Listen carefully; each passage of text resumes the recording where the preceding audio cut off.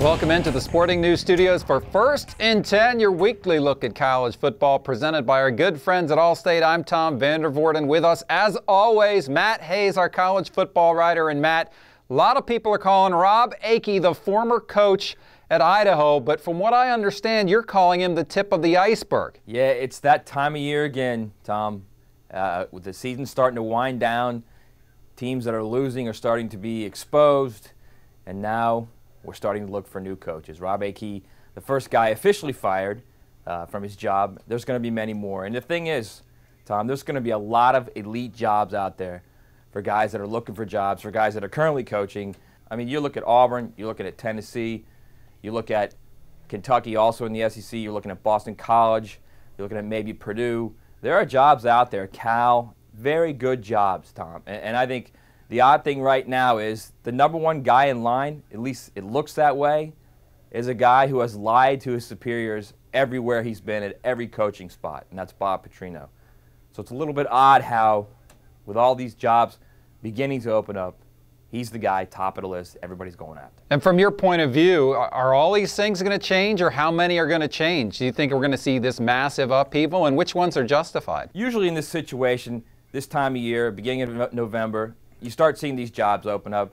Usually it's around 10, 12. Sometimes it gets a little bit nutty and you get to 15, 18, 20.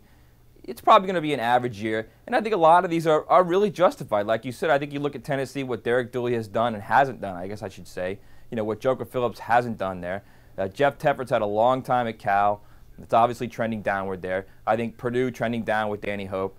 I think you're in a situation right now when you look at these programs, athletic directors are guys that look at trend lines.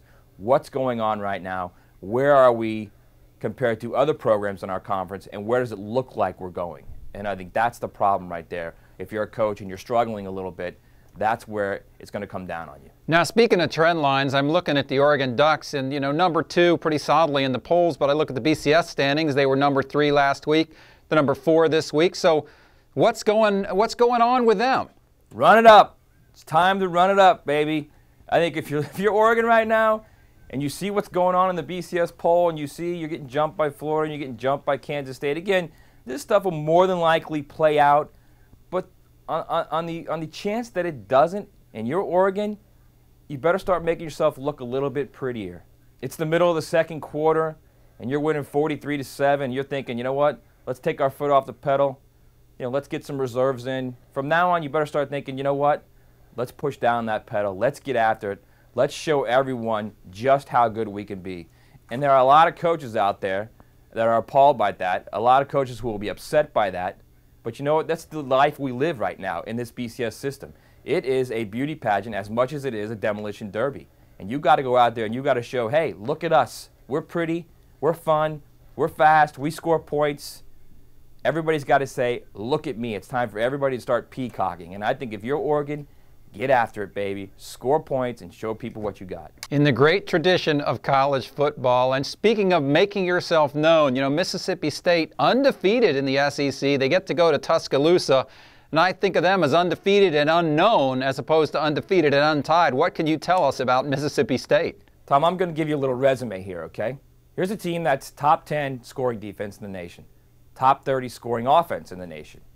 Got a quarterback who's thrown 15 touchdown passes and 1 interception. If I'm throwing that out to you and I'm telling you they're an unbeaten team, you're thinking to yourself, wait a second. This is a top 5, 6 team. This is a team that's got a chance to go all the way. This is a team that has a chance to maybe play in the BCS National Championship game. And then I'm going to tell you something else. They've played Troy. They've played South Alabama. They've played Jackson State. They played Auburn, that big bad powerhouse from the SEC. This will be Mississippi State's first test this weekend, 2 months into the season, and they play, wait for it, Alabama. And anyone who thinks that all of a sudden Mississippi State's going to be this team that plays close, that gets after it, that's in a game in the third quarter against Alabama because they're unbeaten, because they're this team with all those flashy numbers, they're crazy. It's going to get ugly this weekend in Tuscaloosa because reality will hit for Mississippi State this weekend. So you are absolutely not buying it. That's what I'm getting from you.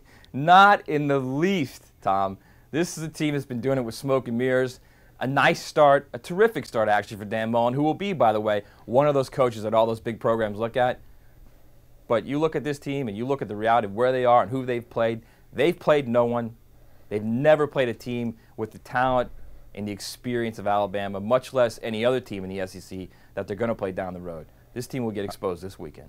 All right, there you go. That's Matt Hayes from Florida. I'm Tom Vandervoort here in the Sporting News Studios. Thanks once again to Allstate for sponsoring First and 10, and we'll see you next time.